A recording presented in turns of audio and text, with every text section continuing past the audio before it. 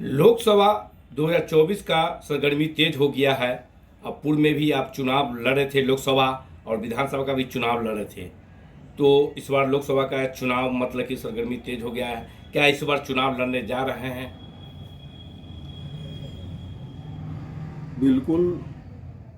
चुनाव लड़ना हर एक पॉलिटिकल पार्टी और पॉलिटिकल का मकसद होता है, पॉलिटिकल लीडर का। और मैं भी एक पॉलिटिकल आदमी हूँ और चूँकि पार्टी चलाता हूँ तो निश्चित रूप से चुनाव में जाऊँगा और मुजफ्फरपुर वैशाली से चुनाव लड़ने का मन बनाया है। सभी पहले पार्टी में हुआ करता था, मुद्दा हुआ करता था रोटी कपड़ा मकान। अब वो मुद्दा खत्म हो गया। अब विकास जो है सब अपने अपने वादा करते हैं पार्टी कि ये मतलब कि जो है विकास पर बात करते हैं, रोजगार पर बात करते हैं, सारा चीज पर बात करते हैं। आपका मुद्दा क्या होगा? देखिए, मेरा मानना है हर समस्या का है एक उपचार, हर हाथ में हो एक रोजगार। जब हाथ में होगा रोजगार, नहीं उठाएगा कोई हथियार। सरकार बनाओ, सरकारी नौकरी पाओ। कैसे प्राप्त होगा?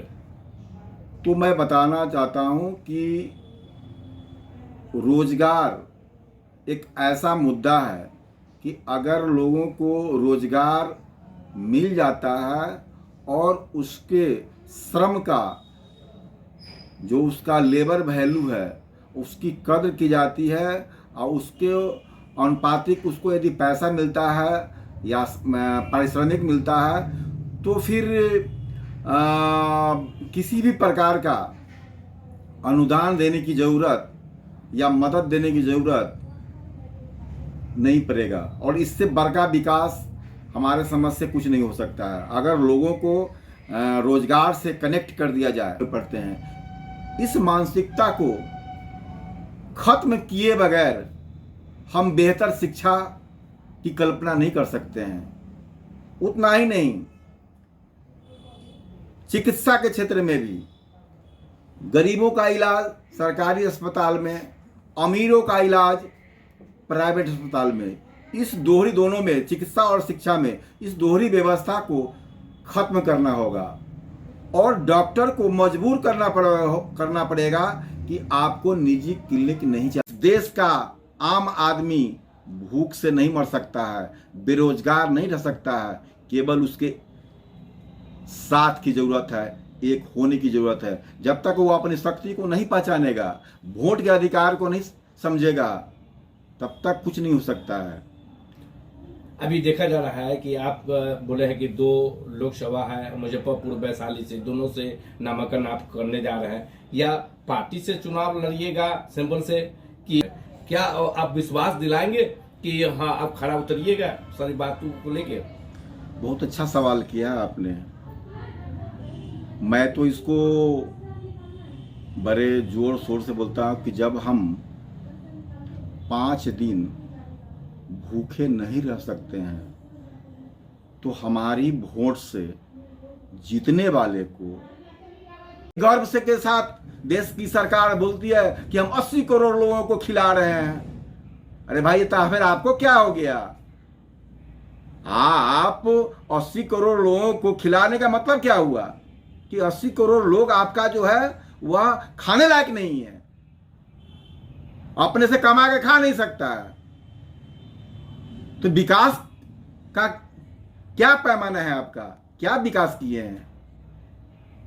गरीबी आपने अभी तक 10 साल में आपने गरीबी कितना दूर किया, बेरोजगारी कितना दूर किया? तो ऐसे लोग जब तक सरकार में रहेंगे देश का भला नहीं होगा। ये केवल उलूल जुलूल खन देता था। तो उसी के आलोक में आपका ये जेसीबी बन गया, तो ये क्रांति हुआ। तो कभी भी पॉजिटिव थॉट रखिएगा तो समस्या का समाधान खुद ब खुद निकल जाता है।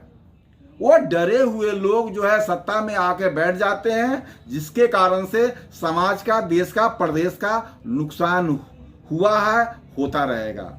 इससे रोकने के लिए हम लोग प्रयास कर रहे हैं और एक दिन ऐसा आएगा, लोग बात मान रहे हैं और बात मानना पड़ेगा।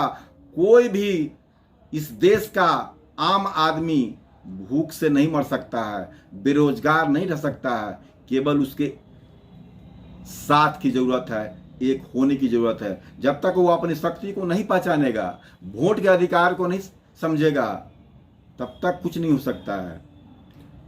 अभी देखा जा रहा है कि आप बोले हैं कि 2 लोकसभा है, मुजफ्फरपुर वैशाली से, दोनों से नामांकन आप करने जा रहे हैं, या पार्टी से चुनाव लड़िएगा सिंपल से? देश का बेहतर विकास हो सकता है और हमारा आग्रह है कि हम आपके बीच में वैशाली और लोकसभा और मुजफ्फरपुर लोकसभा से आएंगे और आप तमाम लोगों से, बुद्धिजीवियों से, गरीबों से, बेरोजगारों से आग्रह है कि हमारा साथ दें। हम बेहतर विकल्प देंगे और आपके मुद्दे को आप बेहतर प्लेटफॉर्म पर उठाने का काम करेंगे। और अगर जिस दिन सरकार में सहभागिता मिलेगी, आप बेरोजगार नहीं रहेंगे, चाहे वह 16 वर्ष का बच्चा हो या 80 वर्ष का बूढ़ा हो, कोई बेकार नहीं रहेगा। क्योंकि कोई बेकार आदमी होता ही नहीं है। बेकार सरकार हो सकती है, बेकार आदमी नहीं हो सकता है, ये मेरा मानना है। ये बेकार सरकार ही बेकार की बातें करते हैं, कोई भी आदमी बेकार नहीं होता है। बेकार जो कम पढ़े लिखे हैं वो मतलब कि यहाँ से बिहार से पलायन कर रहे हैं, दूसरे स्टेट में काम कर रहे हैं, उस पर क्या सोच है आपकी? देखिए, जो अगर बिहार के संदर्भ में लेते हैं, देश के संदर्भ में तो हमारा राइट बनता है कि हम कहीं भी कमा खा सकते हैं। और अगर स्टेट के संदर्भ में लेते हैं तो यह राज्य की जिम्मेवारी बनती है कि जो राज्य में मुख्यमंत्री हैं, जो सरकार चलाते हैं, उनकी जिम्मेवारी बनती है कि हमारे प्रदेश के नागरिकों को जीने का, बेहतर जीने का और मतलब सम्मान के साथ जीने का उसे अधिकार मिलना चाहिए।